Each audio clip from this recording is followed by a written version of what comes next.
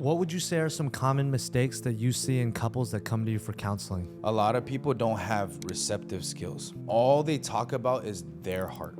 Well, I did this and I did that and I and me, and then he didn't do this and he didn't do that and that made me feel this way. So it's this culture of validating feelings. The issue is your feelings change. One minute you're happy, next minute you're sad. And what you're gonna do is when you ask your significant other to confirm or validate those things, you're basically asking them to jump on an emotional roller coaster that's not regulated, basically. So it's important to recognize as soon as I teach them that where the root of feelings come from, then they start to recognize like, oh, that's true. My feeling may feel right now, but that's just the reality. That's not the truth. Things can change.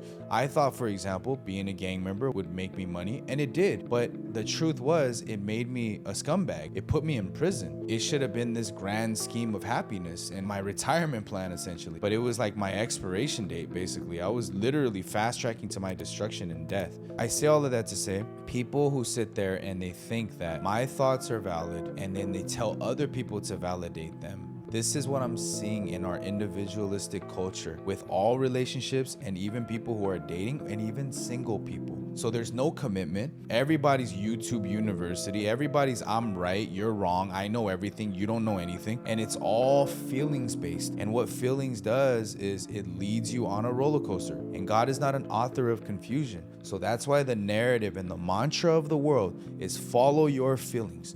Follow your heart so that you guys can lead yourselves to pure misery, pure destruction. So they'll spend, for example, $30, $40, $50,000 in a wedding, and in a year be like, I'm not feeling it, and divorce. And it's all because you didn't validate my feelings. I'm not feeling it anymore. You're just not doing it for me anymore.